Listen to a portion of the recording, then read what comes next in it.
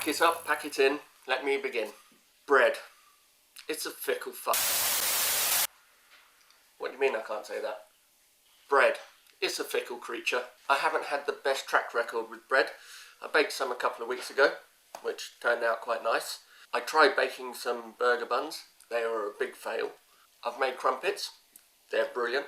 So after my first attempt at bread, a chef called Alan White, who runs Alba in Saint-Jean-d'Eau, the village that I live in France, got in touch and said that I should try an overnight proof in the fridge. So I thought, why not? Give that a go. But in doing that, I thought, well, there's so many different variables with regards to bread, so why not start trying to perfect bread? I'm going to carry on using this basic recipe for all my bread. Alan did suggest that maybe my loaf was too big, but I'm going to keep it as one loaf just so we can work through the variables and work out what makes the best bread. So this one is a long proof overnight in the fridge, and then for the second proof I did a few hours keeping it warm. I've actually made this intro after I made the bread, and to be honest, the bread was nicer than my first attempt at bread. It tasted a lot nicer.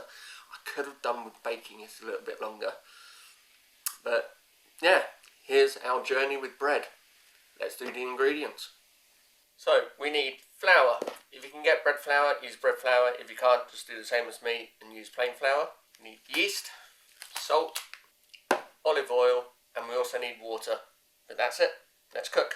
Get 300 ml of lukewarm water, add 7 grams of instant yeast, give it a stir. Let that sit for 15 minutes. Grab a big bowl and sift in 500 grams of flour. Add 2 tablespoons of salt, mix it up and make a whirl in the middle. Add 3 tablespoons of olive oil, add your water and yeast, and then start mixing.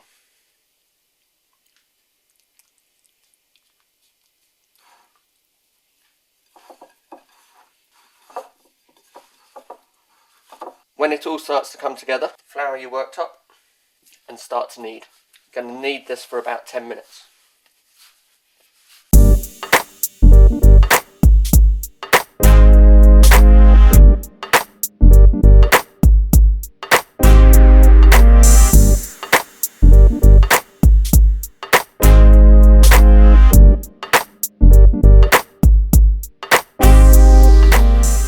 After 10 minutes, you should have a nice ball of elastic dough. Grab a bowl, lightly oil it,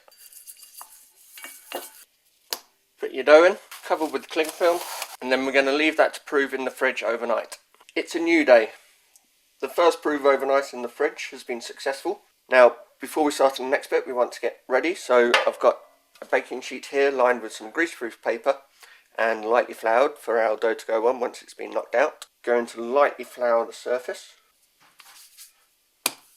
Knock this back, turn it out, and then just knock this back for 30 seconds. And then form it into the shape that you want. Once you have the shape that you want, pull it onto your prepared tin and cover it with a tea towel. Now, I did ask Alan's advice on the second proof on how long to leave it, and the response I got was, it will take longer in the second proof, mate, it's cold, be brave, the longer you leave it, the more open the texture will be. I mean, thanks Alan, but it didn't really answer the question. So, I'm going to check this after an hour and a half, but I reckon it's going to be more like 2 hours, so let's just put that in a warm place and check on it in a bit. For the second proof, I decided to go a little bit longer, and in the end went for 3 hours, and after 3 hours we have this dough that has more than doubled in size. Now, I've preheated the oven to 220 Celsius, 430 Fahrenheit. I'm going to make a couple of slices on the top. Give it a very light dusting of flour, and we're going to bake this in the oven for 25 to 30 minutes. After 23 minutes my bread was ready, so I've removed it from the oven. Just going to let it cool down for a bit and then we can slice into it. After it's cooled down for a bit, we can cut into it and see how it's turned out.